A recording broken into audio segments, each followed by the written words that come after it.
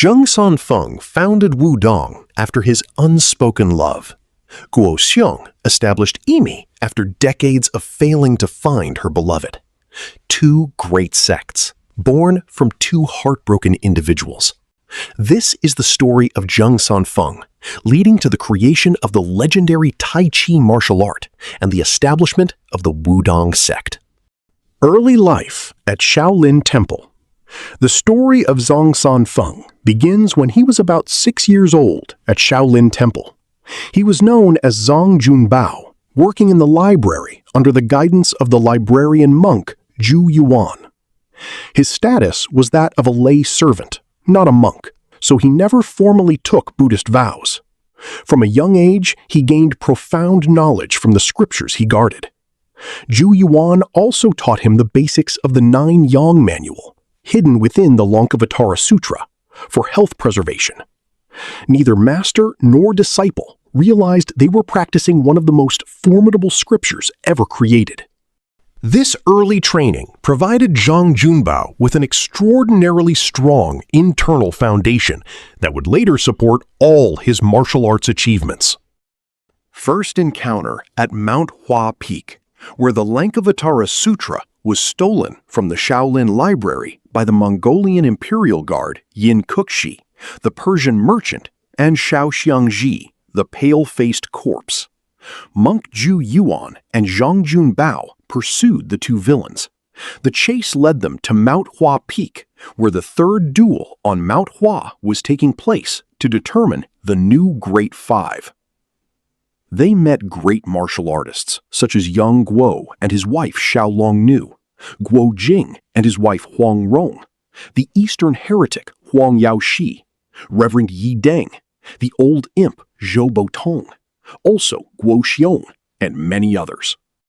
At that time, Junbao already possessed incredibly strong internal energy, having inadvertently learned the 9 Yong manual, but he had never learned to fight or practice martial arts, so he was struck by Yin Kuxi, causing his head to bleed.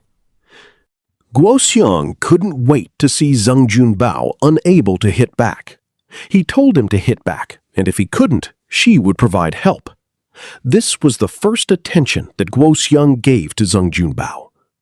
It sounded just like a big sister protecting her little brother. In fact, Xiang was only 16, and Zhang Junbao was even younger. At this moment, in Zhang Junbao's young heart, a seed of Guo Xiang had already been planted. Unfortunately, Guo Xiang had already pledged her heart to young Guo, and no other man could stir her feelings again. Seeing Zhang Junbao still struggling against Yin Kuxi, Yang Guo, impressed by his potential, taught him a few moves to defeat his opponent. Thanks to Yang Guo's techniques, Junbao successfully defeated Yin Kuxi. Unforgettable memory, a silk handkerchief wet with tears. Before parting ways at Mount Hua Peak, Guo Xiang, saddened by her impending separation from her beloved Yang Guo, noticed the bleeding wound on Zhang Junbao's head from his fight with Yin Kuxi. Feeling pity, she approached Junbao, took out her own silk handkerchief, and gently wiped the blood from his head, bandaging the teenager's wound. At that moment, Zhang Junbao noticed that everyone else was kind and gentle, but only this beautiful and amiable young sister was visibly upset with red eyes. This was his first interaction with a girl, especially one as beautiful and noble as Guo Xiang. He didn't dare to ask why, and he couldn't bring himself to thank her. This simple yet affectionate act from a beautiful and graceful girl like Guo Xiang left a profound impression on Junbao's heart. This feeling immediately took root, becoming the seed of an unspoken love he would cherish for over 100 years. Throughout his life, Junbao always kept that silk handkerchief as his most precious possession. Second encounter, the Shaolin Temple incident. 3 years later, Guo Xiang, then about 19 years old, visited Shaolin Temple to search for traces of Yang Guo. However, because she was a woman and carried weapons, the guardian monks strictly forbade her from entering the sacred grounds of Shaolin. Annoyed, Guo Xiang injured several monks. Monk Wusu, who had given her a Shaolin Arhat statue on her 16th birthday, calmed her anger, and Guo Xiang agreed to leave the Shaolin temple. Behind her, she noticed Zhang Junbao secretly following her. Realizing Junbao's presence, Guo Xiang turned to greet him. She gave him the movable Shaolin Arhat statue, which could demonstrate martial arts, as a parting gift, hoping Junbao could protect himself. However, shortly after, Monk Wusu returned and invited her into Shaolin, which was then being challenged by He Zudao, the founder of the Kunlun sect.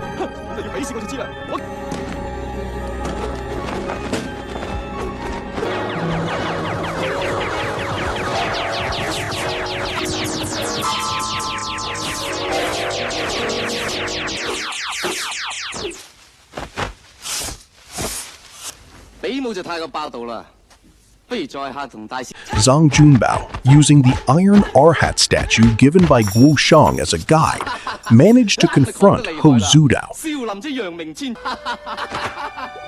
However, because he was found to have violated Shaolin rules by learning martial arts without official permission, he faced severe punishment from the Shaolin elders.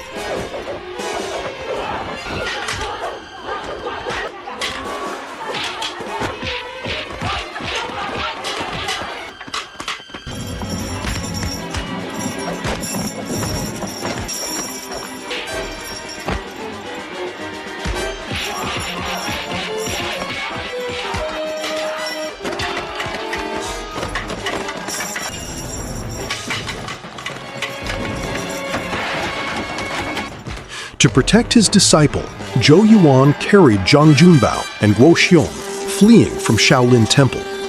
Zhou Yuan placed the two teenagers in two large iron buckets and made his escape.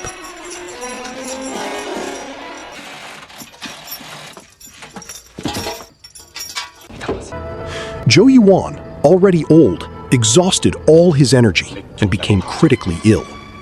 On the verge of death, Zhou Yuan softly recited the entire contents of the 9 Yong manual to Zhang Junbao, Guo Xiang, and also Monk Wusu, who arrived later.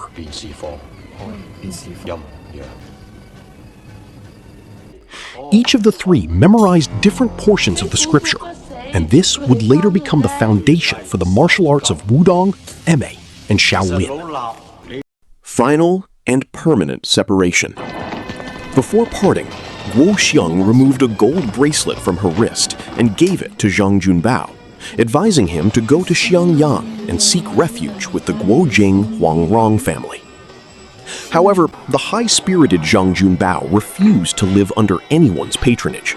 He chose to head to Wudang Mountain, seclude himself, and train independently. From that moment on, the two parted ways and never met again until the end of their lives. Until his old age, Zhang Junbao continued to cherish the memories of Guo Xiang, the silk handkerchief, the iron Arhat statue, and the gold bracelet, as silent witnesses to a love he never expressed. Why did Zhang Junbao never pursue Guo Xiang? Zhang Junbao greatly admired and loved Guo Xiang, even though he was 3 years younger. However, age was not the reason he never confessed his love to Guo Xiang, but rather, social status difference. When they first met, Zhang Junbao was merely a Shaolin library servant. Guo Xiang was the daughter of the great heroes Guo Jing and Huang Rong, and surrounded by top-tier martial arts figures. Awareness of his place. At Huashan, he witnessed young Guo's greatness. In his heart, he knew that only someone of young Guo's caliber was worthy of Guo Xiang. He realized that Guo Xiang's heart was firmly closed and filled only with the magnificent figure of the Condor hero. Junbao felt he could never replace young Guo in her heart. Enlightenment at the foot of Wudang Mountain. After escaping Shaolin, Junbao initially intended to go to Xiangyang, using the gold bracelet given by Guo Xiang to live with the Guo family.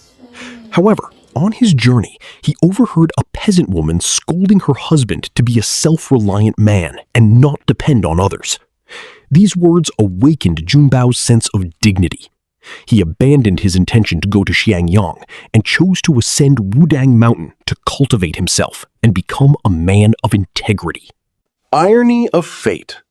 While Zhang Junbao was diligently cultivating on Wudang Mountain, becoming powerful and creating his own martial arts, Guo Xiang spent the rest of her life wandering the country in search of young Guo. By the time Junbao was ready to emerge as a Grand Master, the world had changed. Shaoyang had fallen, the Guo family perished, and Guo Xiang eventually chose to become a nun and founded the Sect. The journey to Mount Wudang. After parting ways with Guo Xiang, Zhang Junbao ascended Wudang Mountain alone. He meditated on the portions of the 9 Yang manual he had memorized and integrated that understanding with Taoist principles. One day, while observing the rolling clouds in the sky and the flowing water below, he meditated for 7 days and 7 nights in a cave. It was then that a profound understanding emerged.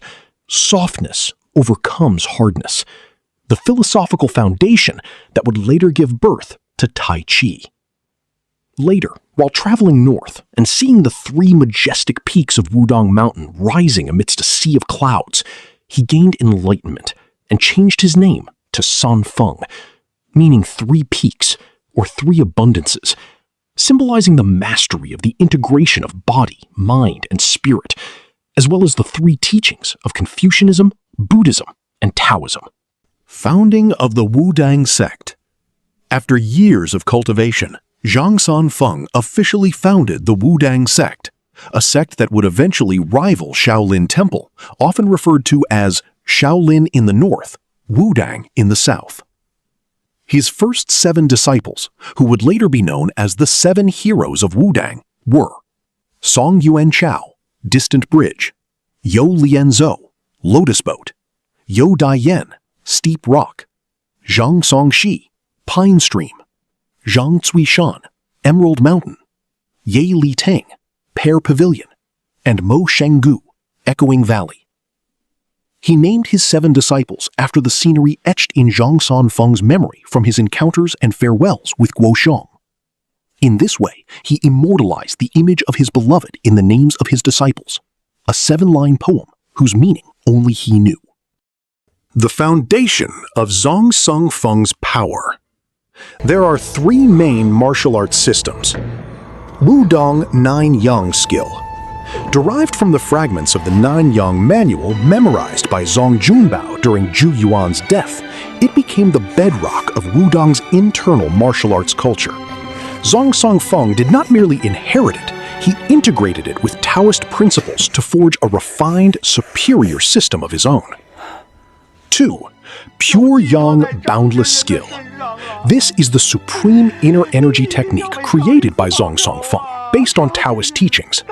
The primary requirement for mastering this technique is maintaining physical purity, remaining a virgin or unmarried for life. This is why Zhang Sanfeng possessed such pure and resilient inner energy even at the age of 100, as he never married. This technique transforms a calm mind into a powerful force. 3. True Martial 7 Interception Formation. A formidable defensive formation that, when deployed concurrently by his 7 disciples, unleashes unparalleled combat prowess, equivalent to the combined force of dozens of first-rate masters. Pinnacle of Creation, Tai Chi Fist, and Tai Chi Sword. In his later years, Zhang Sanfeng continued to refine his knowledge.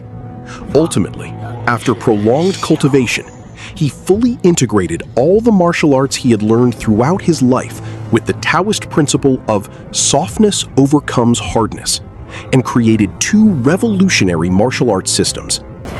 Tai Chi Fist, a martial art that emphasizes no fixed forms, using intent rather than brute force, moving in circles without beginning or end, using slowness to counter speed, using softness to counter hardness.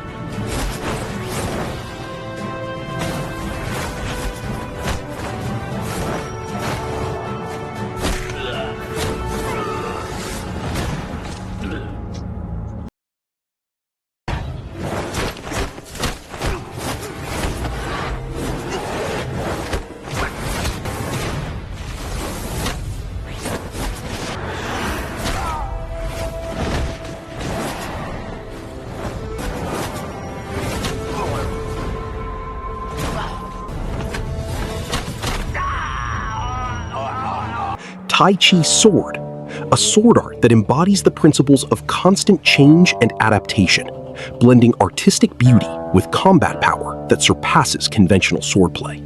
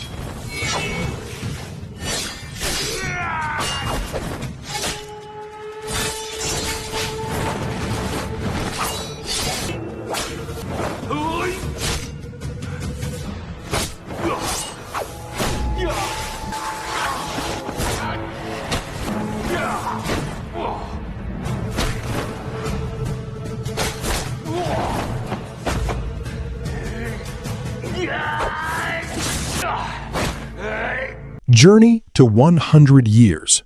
In 1273 AD, the Mongolian forces finally destroyed the fortress of Shangyang, and the couple Guo Xiang and Huang Rong perished defending the nation. Before Shangyang fell, they melted down Yang Guo and Xiaolongnu's swords to forge the Dragon Sabre and Heaven Sword, hiding maps to the 9 Yin Manual, the 18 dragon-subduing palms, and the military strategies of legendary General Yue Fei within the two weapons, to be passed down to future generations. These two weapons became objects of contention in the martial arts world. At the age of 90, one of his disciples, Yu Yan, accidentally secured the Dragon Saber and intended to bring it to Wudang. However, on his journey, he was attacked by Yin Su, daughter of the Heavenly Eagle Sect, who would later become the wife of his fifth disciple, Zhang Sanfeng. On the way to Wudang, Yu Yan was confronted by a Mongol fighter from the Western Shaolin Vajra sect, who cruelly shattered all the joints in Yu Yan's hands and feet because he refused to reveal information about the Dragon Saber. He was severely injured, resulting in permanent paralysis. Sometime later, Zhang Sanfeng was stranded on Icefire Island with Yin Su, who would become his wife, and She Sun, who became his sworn brother. For 10 years, Zhang Sanfeng heard no news of him, causing him great worry. On Zhang Sanfeng's 100th birthday, Zhang Sanfeng finally returned with his wife and son, Zhang Wuji. However, the joy of reunion soon turned into tragedy. Zhang Sanfeng chose to commit suicide in front of his master and the 5 great sects to maintain loyalty to his sworn brother She Sun and to atone for his wife's actions that caused Yu Yan's paralysis. These successive blows deeply affected Zhang Sanfeng, who was already 100 years old. However, in his profound grief, he remained calm and steadfast. On that same day, young Zhang Wuji, Zhang Chuishan's son, was afflicted by the deadly Xuanming palm. To save his grand disciple, Zhang Sanfeng was willing to set aside his pride and went to Shaolin Temple, which had once expelled him, to seek guidance, but his efforts were unsuccessful. 10 years later, Zhang Wuji successfully found the 9 Yang Manual, which Yin Kushi and Xiao Shi had stolen from Shaolin Temple and subsequently hidden in the belly of a white ape. Guided by the manual, he managed to cure himself of the Xuanming palm poison. In his adventures, he successfully subdued the 6 great sects and became the leader of the Ming cult. In one of the most dramatic and legendary moments, Zhao Men, a princess of the Yuan dynasty, sent troops to invade Wudang. Zhao Sanfeng, though injured, calmly and patiently taught Tai Chi Fist and Tai Chi Sword to Zhang Wuji on the spot. With his extraordinary intelligence and talent, Zhang Wuji managed to understand and use these techniques to defeat Zhang Min's guards. After all these events, Zhang Sanfeng appointed his second disciple, Yu Lianzhou, as the successor to lead the sect. He then achieved immortal ascension at around 120 years old, leaving an unparalleled legacy to the martial arts world. The Pinnacle of Unrequited Love. Zhang Sanfeng deeply idolized Guo Xiang. However, he didn't dare express his love for her, given their vast differences in status. And by the time he felt ready, it was too late. Guo Xiang had already become a nun. Zhang Sanfeng's 3 proofs of true eternal love are expressed in the following actions. The iron Arhat statue given by Guo Xiang was kept by Zhang Sanfeng for over 90 years, always carried during meditation. Only a few people, including Zhang Wuji and Yu Dian, knew of its existence. The silk handkerchief and the gold bracelet given by Guo Xiang was never shown to anyone throughout his life. He kept it as his deepest secret, known only to himself. The names of his 7 disciples were entirely images of his first encounter with Guo Xiang, a 7-line poem hidden within the sect system he built. The spiritual journey from unrequited love. The bond between Zhang Sanfeng and Guo Xiang was even deeper than ordinary unrequited love. It was a spiritual transformation, suffering transmuted into martial arts and the foundation of a sect. Guo Xiang renounced worldly affairs at the age of 40, became a nun, and founded the Yimei sect. Zhang Sanfeng also became a Taoist hermit and founded the Wudang sect. In this way, the pain of unrequited love was transformed into an inexhaustible creative energy.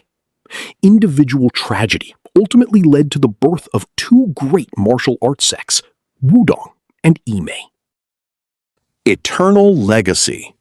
Zhang Sanfeng lived a life journey spanning almost 120 years, from the end of the Return of the Condor Heroes to the end of the Heaven Sword and Dragon Sabre. He witnessed the fall of the Song dynasty, the rise of the Yuan dynasty, and the tumultuous times at the end of the Yuan dynasty. Throughout that turbulent journey, emotionally, he carried a lifelong unrequited love for Guo Xiang, immortalizing memories and the names of his disciples and keeping mementos as faithful companions until his last breath. Martial arts. He inherited fragments of the 9 Yong manual from Zhu Yuan, received guidance from Yong Guo's techniques, created Tai Chi Fist and Tai Chi Sword, and opened a new, unparalleled path for the martial arts world. Legacy. He founded the Wudang sect, trained the 7 heroes of Wudang, and bequeathed the spirit of softness overcoming hardness and the principle of universal harmony to subsequent generations.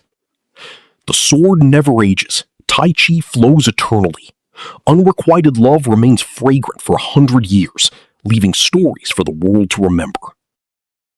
Zhang Sanfeng kept the gold bracelet and the silk handkerchief until his death. Guo Xiang named her disciple after the place of her first meeting with her beloved. 2 people, 2 different ways of not forgetting, and from these 2 heartbreaks, 2 sects were born that shaped the face of the martial arts world for hundreds of years. In the next episode, we will see more stories of unrequited love in the wuxia world that are much more heartbreaking and painful. So, stay tuned. If you like content like this, don't forget to like, subscribe, and leave a comment with your favorite Jin Young character below. See you in the next video.